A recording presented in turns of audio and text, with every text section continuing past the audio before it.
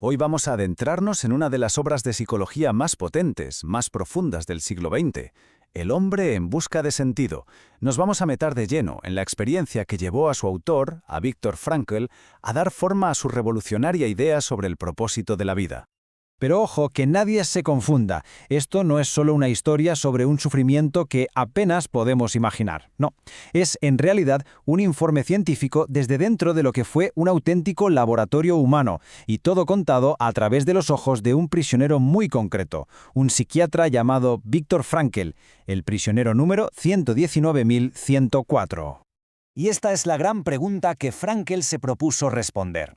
Su análisis no se va a centrar en los grandes horrores, que ya han sido más que documentados, sino en la tortura del día a día, en esos pequeños sufrimientos y en su impacto psicológico, que era sencillamente demoledor. El viaje psicológico de cualquier prisionero empezaba siempre igual, con la primera fase de su reacción, el shock. El shock inicial nada más llegar al campo. Al llegar, fíjate qué curioso, lo primero que veían era a otros reclusos con un aspecto relativamente saludable. Y eso encendía una pequeña chispa de esperanza. Una esperanza desesperada, claro. Se aferraban a esa idea, a esa ilusión de que, quizás las cosas no iban a ser tan terribles, de que serían indultados en el último segundo. Y entonces, ¡zas!, la realidad se imponía. Aparecía un oficial de las SS, con un porte elegante, muy relajado, y con un simple gesto del dedo señalaba a la izquierda o a la derecha. Un movimiento de lo más casual que, para el 90% de la gente de ese tren, significaba una cosa: la muerte inmediata en las cámaras de gas. El proceso de deshumanización era rapidísimo y, sobre todo, sistemático. El primer paso era, lógicamente, despojar a cada persona de todo lo que le conectaba con su vida anterior, empezando por lo material. Y después, el siguiente ataque iba directo a la identidad personal. Todos esos roles que habían definido una vida, ser profesional de algo, ser padre, ser hijo, de repente se desvanecían. Al final, lo único que quedaba era un número tatuado en la piel, toda una vida anterior, borrada. Ya no se era nadie. Hay un momento que lo ilustra todo a la perfección. Frankl intentó salvar el manuscrito con el trabajo de toda su vida, pero un veterano le destrozó esa última ilusión con una sola palabra. La palabra más repetida en el lager, en el campo. Fue en ese preciso instante cuando Frankl entendió que tenía que aceptar su nueva existencia desnuda si quería sobrevivir. Y con esto pasamos a la segunda fase de la adaptación psicológica. Es aquí donde la mente, para poder sobrevivir, tiene que desarrollar un mecanismo de defensa extremo. Frankl lo describe como apatía, una especie de anestesia emocional. Pero lo crucial, y esto es muy importante, es que no era una debilidad, para nada, era una herramienta de supervivencia indispensable. Los sentimientos simplemente se embotaban para poder soportar lo que era insoportable. Y aquí tenemos el ejemplo más crudo de esta apatía. Frankl cuenta cómo veía a sus compañeros acercarse a un cadáver que todavía estaba caliente para quitarle los zapatos o un trozo de pan. El horror, la piedad, la indignación, pues sencillamente eran emociones que ya no se podían permitir sentir.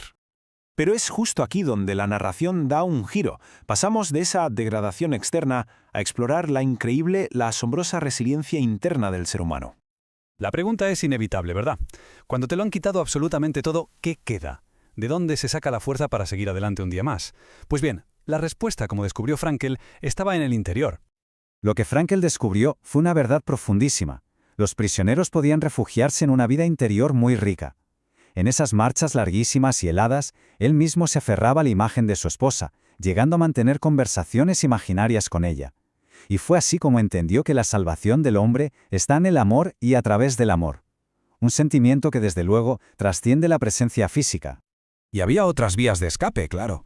Los prisioneros de repente encontraban una belleza abrumadora en una puesta de sol sobre los bosques de Baviera, o se contaban chistes para crear una mínima distancia con el sufrimiento, o encontraban consuelo en la oración, improvisando pequeños ritos en un rincón del barracón. Y esto nos lleva a uno de los conceptos más fascinantes de todo el libro. En estas condiciones tan extremas, la propia definición de lo que es la alegría y el sufrimiento cambia, pero de una forma radical. El sufrimiento humano, llegó a concluir Frankl, es como un gas. Llena el alma por completo, da igual su tamaño. Y por eso mismo, el alivio más insignificante, por pequeño que fuera, podía provocar la mayor de las alegrías. Unas pocas alubias en el fondo del plato de sopa o un día sin recibir una paliza, eso eran motivos para una felicidad absoluta. Y este ejemplo es sencillamente brillante. Durante un traslado todos temían ir a Mauthausen, que era un destino fatal. Cuando el tren no cruzó el puente del Danubio que llevaba allí, se desató la euforia dentro del vagón. Su destino, solo Dachau. La ausencia de un horror todavía mayor se convirtió, de repente, en la mayor de las suertes. Con todo esto que hemos visto, llegamos a la conclusión final, a la tesis central que convierte el libro de Frankl en una obra fundamental, no ya para la psicología, sino para toda la humanidad. Y aquí está el punto clave de todo. Frankl observó que, ante las mismas condiciones inhumanas, algunos prisioneros se comportaban como auténticos santos, mientras que otros, actuaban como cerdos. La diferencia estaba en la única libertad que no les podían quitar, la libertad de elegir su propia actitud ante el destino. La gran lección que Frankl extrajo del campo fue esta. El sufrimiento deja de ser sufrimiento en el momento en que encuentra un sentido. El valor no reside en sufrir, sino en la actitud que se adopta ante un destino que es inevitable. Y cerramos con esta pregunta. Una pregunta que en el fondo es el verdadero legado de Frankl. Porque su experiencia, ojo, no nos habla solo del pasado. Nos interpela, nos mira directamente y nos pregunta por nuestro presente y por esa búsqueda de un propósito en nuestras propias vidas. Ahí es nada.